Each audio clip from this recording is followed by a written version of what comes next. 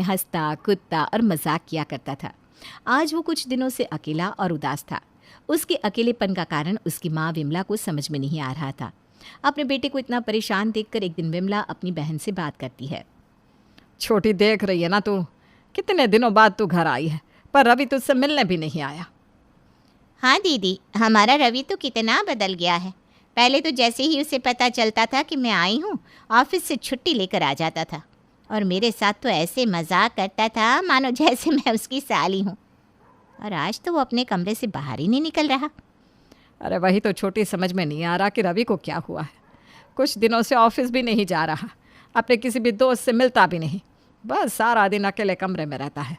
खाना पीना भी छोड़ दिया है उसने, ना किसी से बात करता है ना हंसता है। दीदी, मुझे तो लगता है हमारे रवि का किसी लड़की ने दिल तोड़ दिया है। मुझे भी ऐसा ही लगता है छोटी।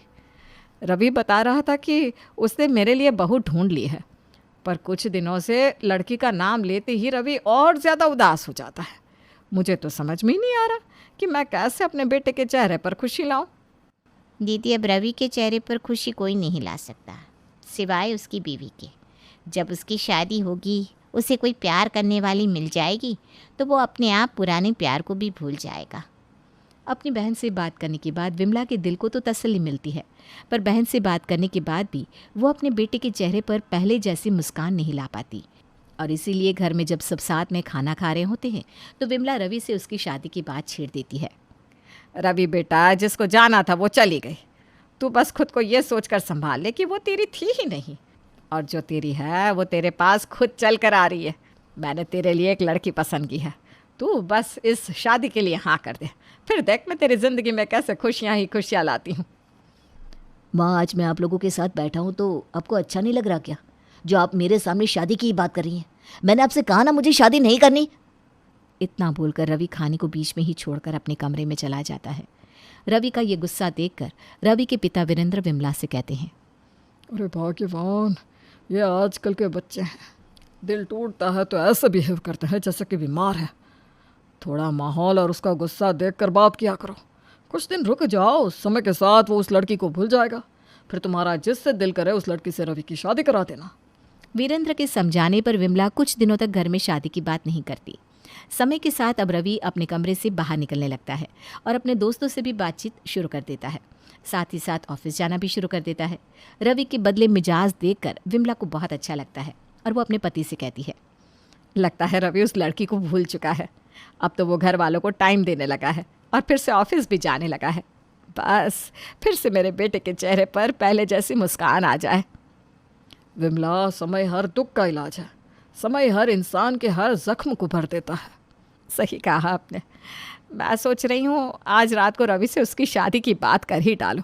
वैसे भी उसकी उम्र हो गई है और वो लड़की नहीं मिली तो क्या वो कभी शादी नहीं करेगा।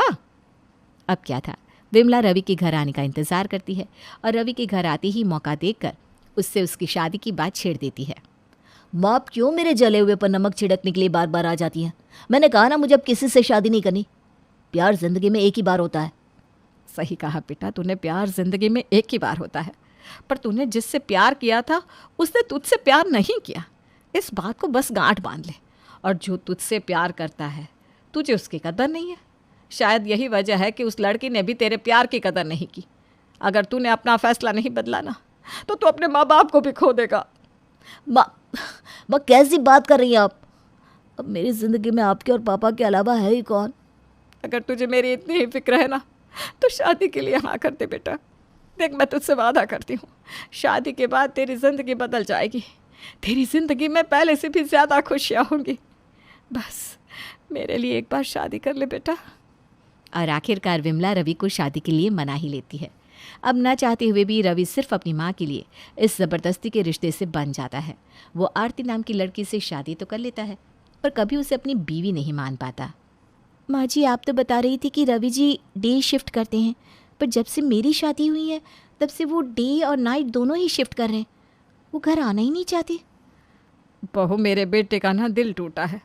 ये शादी भी उसने सिर्फ मेरे लिए की है।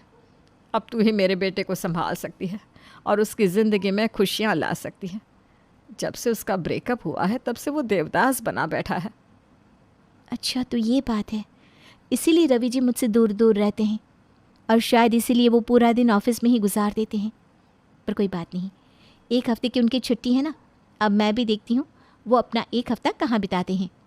हाँ बहू, मैं तेरे साथ हूँ, क्योंकि अब तू ही एक आखिरी शख्स है जो मेरे बेटे को पहले की तरह बना सकती है। मैं तुझे उसके सभी दोस्तों के नंबर भी दे दूँगी। तुम सबसे पता करते रहना कहीं रवि उनके घर में जाकर तो नहीं बैठ गया। विमला अपनी बहू से बात कर रही होती है, तभी रवि अपनी माँ की बात सुनते हुए घर आ जाता है। माँ, यारी दोस्ती भी एक समय तक रहती है और समय के साथ सारे रिश्ते ख़त्म हो जाते हैं। आप दोनों को मेरी फ़िक्र करने की ज़रूरत नहीं है, क्योंकि जब तक ऑफिस बंद है मैं घर में ही हूँ। बस आप दोनों मुझे परेशान मत करना। इतना बोलकर रवि अपने कमरे में चला जाता है।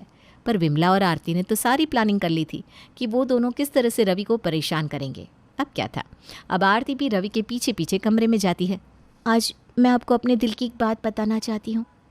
आपको पता है, मैं भी किसी से बहुत प्यार करती थी, पर वो मुझे छोड़कर चला गया। उसके जाने के बाद मैंने सुसाइड करने की भी कोशिश की, पर फिर जब मैंने उसे खुश देखा तब मुझे समझ में आया कि जब वो खुश है तो मैं क्यों इतनी दुखी हूँ, और मेरी वजह से मेरे चाहने वाले भी दुखी हैं। बस अपने चाहने वालों के लिए मैंने अपनी ज़िंदगी की नई शुरुआत की और आज मैं खुश हूँ। पर मेरी असली खुशी मुझे तब मिलेगी जब मेरा पति खुश होगा। मैंने तुमसे कहा था ना कि मुझे परेशान मत करना। बस यही वजह है, इसीलिए मैं तुमसे दूर रहता हूँ। मुझे देखते ही तुम मेरे करीब आने की कोशिश करने लगती हो और मुझे किसी की याद दिलाने लगती हो जिसे मैं याद नहीं करना चाहता। रवि, याद तो उसे किया जाता है ना जो हमें याद होता है, और जो हमें याद ही नहीं उसे कैसे याद किया जाएगा। रवि आरती की बातों का कोई जवाब नहीं देता और चुपचाप सोने के लिए चला जाता है। तभी आरती रवि के कमरे से वो सारे तोहफे निकालती है जो रवि की गर्लफ्रेंड ने उसे दिए थे, और उन सभी तोहफों को निकालकर ज़बरदस्ती वो रवि को अपने साथ बाहर ले जाती है और उसके सामने वो सारे तोहफे जला देती है। ये क्या किया तुमने? पागल हो गई हो क्या? ये सब मेरे प्यार की निशानी थी। आखिर तुम चाहती क्या हो? मैं बस आपकी खुशियाँ चाहती हूँ। वो आपको छोड़कर जा चुकी है, अपनी ज़िंदगी में आगे बढ़ चुकी है। अब आपको भी बढ़ना होगा। आप सारी ज़िंदगी उसकी यादों के साथ नहीं गुजार सकते। इतना बोलकर आरती अपने कमरे में चली जाती है। अब इसी तरह से कुछ दिन बीत जाते हैं और एक दिन रवि की तबीयत खराब हो जाती है। आरती अपने पति की खूब सेवा करती है। आरती का इतना प्यार देखकर एक दिन रवि आरती से कहता है, आरती, आज मैं तुमसे अपने दिल की बात कहना चाहता हूँ। तुम सच में बहुत अच्छी हो। काश तुम मुझे पहले मिलती तो मैं उस लड़की को कभी पसंद ही नहीं करता।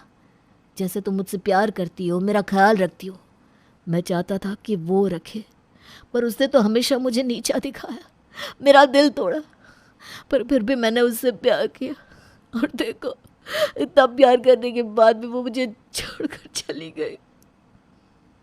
अगर आप किसी को उसकी औकात से बढ़कर प्यार करोगे ना, तो वो आपको छोड़कर ही जाएगी। इसीलिए आप उससे प्यार करो जो आपसे प्यार करता है। और मैं आपसे बहुत प्यार करती हूँ। मुझे बदले में आपकी खुशियाँ चाहिए और कुछ नहीं। आप आराम कीजिए, मैं आपके लिए हल्दी वाला दूध लेकर आती हूँ। इतना बोलकर आरती हल्दी वाला दूध लेने के लिए किचन में चली जाती है। समय यूं ही गुजरता है और समय के साथ आरती रवि को अंधेरे से रोशनी में ले आती है। एक बार फिर रवि पहले की तरह धीरे धीरे समय से ऑफिस जाता है और अपने दोस्तों को भी समय देता है। साथ ही साथ अब वो घर में भी ज़्यादा से ज़्यादा समय बिताता है और पहले की तरह सभी के साथ बैठकर हंसी मजाक करता है। माँ, खाना कम खाया करो, आपको डाइटिंग की ज़रूरत है। आपका पेट तो देखो कितना निकलता जा रहा है। कल को आपको नाती पोते होंगे ना, तो वो आपको दादी नहीं मोटी दादी बोलेंगे, मोटी दादी। बिल्कुल सही कहा बेटा तूने, पर तेरी माँ किसी की सुने तब ना। बेचारी बहू भी थक जाती होगी खाना बनाते बनाते। बाप बेटे फिर से एक हो गए पहले की तरह, हैं? दोनों बाप बेटे मिलकर मेरा मजाक बनाएंगे और उसके बाद ना बहू तेरा मजाक बनाएंगे। इसीलिए मैं कह रही हूँ, तू ना मेरी पार्टी में रहना।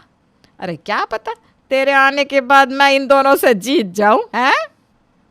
माँ, आरती मेरी बीवी है तो वो मेरे साथ ही रहेगी, और आरती जिस पार्टी में है वही पार्टी विजेता है, इसीलिए तो मेरी आरती मेरे साथ है। अरे वाह बेटा, बीवी के आते ही पार्टी बदल ली तूने। अपनी बेटी की मुस्कुराहट और अपने घर की खुशियों को देखकर विमला की आंखों में आंसू आ जाते हैं और जब सब उससे उसके आंसू की वजह पूछते हैं, माँ जी क्या हुआ, आपको हमारी कोई बात बुरी लग गई क्या? आप ऐसे खुशी के मौके पर रो रही हैं? नहीं बहू, कोई बात बुरी नहीं लगी।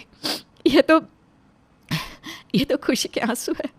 तेरी वजह से मुझे मेरा खोया हुआ बेटा मिल गया, वरना मैंने तो अपने बेटे को खो ही दिया था। आज कितने सालों बाद मेरा रवि पहले की तरह हम सबके साथ बैठा है और हमें हंसा रहा है, इसलिए रो पड़ी। विमला की ये बात सुनकर सभी के चेहरे पर एक अलग सी खुशी और आंखों में आंसू होते हैं। और इसके बाद रवि अपनी माँ को गले लगा लेता है और अपनी माँ को शुक्रिया कहता है। माफ़ करना माँ, मैंने आपको बहुत दुख पहुंचाया, पर फिर भी आपने मेरा भला किया। मैं शुक्रगुजार हूँ जो आप मेरी ज़िंदगी में आरती को लेकर आई। आज मेरी खुशी की असली वजह तो आरती ही है। आरती अपनी सूझबूझ से अपने ससुराल में जान भर देती है और अपने घर परिवार को जोड़ कर रखती है, जहाँ सब एक दूसरे से प्यार करते हैं और एक दूसरे को इज्जत देते हैं।